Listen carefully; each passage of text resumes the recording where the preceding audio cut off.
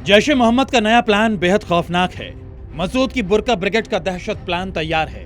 बौखलाया आतंकी मसूद बदला लेना चाहता है। ऑपरेशन सिंदूर में भारत की बेटियों का पराक्रम देख मसूद अजहर घबरा गया है। महिला शक्ति के प्रहार से वो टेंशन में है। तभी तो उसके टारगेट पर अब महिलाओं की बुरका ब्रिगेड है। वो अपने खौफनाक मंसूबों के लिए महिलाओं की लगातार भर्ती कर रहा है। उनका ब्रेन वॉश कर उन्हें जिहाद के लिए उकसा रहा है। जैश ए मोहम्मद का कमांडर मसूद अजहर कह रहा है कि हमारा दुश्मन हिंदू महिलाओं को फौज में भर्ती कर रहा है। मैं भी उनके खिलाफ लड़ने के लिए महिला जिहादियों को तैयार कर रहा हूं। जमातुल मोमिनात की हर जिहादी को मौत के बाद सीधे जन्नत में जगह मिलेगी। मसूद अजहर ने 8 अक्टूबर 2025 को पहली बार आतंकियों की महिला विंग जमातुल मोमिनात का ऐलान किया था। इसके ठीक 31 दिन बाद 10 नवंबर 2025 को दिल्ली में लाल किले के पास ब्लास्ट हुआ, जिसमें 10 से ज्यादा लोग मारे गए थे। एनआईए ने ब्लास्ट को जैश ए मोहम्मद के व्हाइट कॉलर टेरर मॉड्यूल का हिस्सा बताया। और अब संयुक्त राष्ट्र की यूएनएससी 1267 सैंक्शंस कमेटी ने भी अपनी रिपोर्ट में दावा किया है कि ब्लास्ट की साजिश जैश ने ही रची थी। 4 फरवरी को जो रिपोर्ट पेश की गई है उसमें साफ साफ लिखा है कि दिल्ली ब्लास्ट की साजिश में जैश की महिला संगठन जमातुल मोमिनात को भी शामिल किया गया था। ऑपरेशन सिंदूर से बौखलाए मसूद अजहर और उसके भाई तलहा ने महिला आतंकियों की भर्ती शुरू की थी। इन लड़कियों में ज्यादातर बहावलपुर, कराची, मुजफ्फराबाद, कोटली, हरिपुर और मनसेहरा के मदरसों में पढ़ती हैं।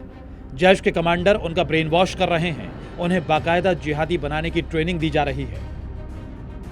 जमातुल मोमिनात की ट्रेनिंग को दौराए तरबियत कहा जाता है। इसमें जैश में शामिल होने वाली महिलाओं को ट्रेनिंग दी जाती है। उन्हें बताया जाता है कि जिहाद ही जन्नत का रास्ता है। इसके अलावा इस ट्रेनिंग के 2 पार्ट होते हैं। ट्रेनिंग का पहला पार्ट है दौराए तस्किया। इसमें महिलाओं को आतंकी संगठन के कानून सिखाए जाते हैं। गैर मर्दों से बात करने की मनाही होती है। साथ ही फोन और सोशल मीडिया के इस्तेमाल पर भी पाबंदी होती है। ट्रेनिंग का दूसरा पार्ट है दौरा आयत उल निसा। ट्रेनिंग के इस हिस्से में महिलाओं को कुरान की आयतें पढ़ाई जाती हैं। उन्हें उनके मकसद के बारे में बताया जाता है और जन्नत के ख्वाब दिखाए जाते हैं। जैश के इतिहास की बात करें तो अब तक महिलाओं को कुछ ज्यादा काम नहीं था। लॉजिस्टिक्स पहुंचाना, इंफॉर्मेशन या मैसेज डिलीवर करना उनका काम होता था। लेकिन पहलगाम हमले और ऑपरेशन सिंदूर के बाद उनके काम में बदलाव देखा गया। जैश अब महिलाओं का इस्तेमाल कर रहे हैं। कई ऐसी घटनाएं हुई जिसमें महिला फिदाइन का नाम सामने आ रहा है। मतलब साफ है कि जैश का प्लान बेहद खौफनाक है। वो बदले की आग में जल रहा है। वो किसी भी कीमत पर भारत पर हमला करना चाहता है और इसका अंजाम हम दिल्ली ब्लास्ट के रूप में देख चुके हैं। एनआईए को दिल्ली कार ब्लास्ट में जैश ए मोहम्मद और अंसार गजवत उल हिंद के शामिल होने के लिंक मिले हैं।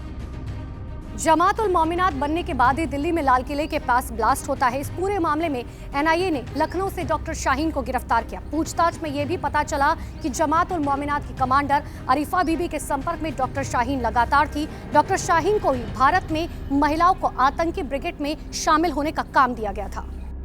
ऑपरेशन सिंदूर के दौरान भारत ने पाकिस्तान के अंदर घुसकर जैश ए मोहम्मद का हेडक्वार्टर और आतंकी ढांचे को तबाह कर दिया था।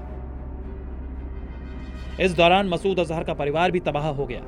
ऑपरेशन में यूसुफ अजहर, जमील अहमद, हजमा जमील और हुजैफा समेत 14 लोग मारे गए। इसके बाद मसूद अजहर का एक ऑडियो वायरल हुआ था जिसमें वो कह रहा था कि इस हमले में उसकी बड़ी बहन अबबा बीवी भी मारी गई है। मसूद ने उसके साथ मिलकर महिला ब्रिगेड बनाने की भी बात कही थी। भारत में जमातुल मोमिनात का नेटवर्क बढ़ाने और स्लीपर सेल को मजबूत करने का काम सादिया अजहर और अफीरा बीबी को सौंपा गया है। सादिया अजहर मसूद अजहर की बहन है। वहीं जमातुल मोमिनात की सबसे बड़ी लीडर है। सादिया का पति यूसुफ अजहर ऑपरेशन सिंदूर में मारा जा चुका है। संगठन में कमांडर की हैसियत रखने वाली अफीरा बीबी मसूद अजहर के भतीजे उमर फारूक की पत्नी है। मसूद अजहर की यह सोच जितनी कट्टर है उतनी ही खौफनाक भी। लेकिन भारत की सुरक्षा एजेंसी सतर्क हैं और सीमा पार बैठे दहशतगर्दों की हर साजिश से निपटने के लिए तैयार है। अगर मसूद अजहर ने अब की बार कोई नापाक हरकत की तो उसका भी जहन्नुम पहुंचना कंफर्म है। ब्यूरो रिपोर्ट, जी मीडिया।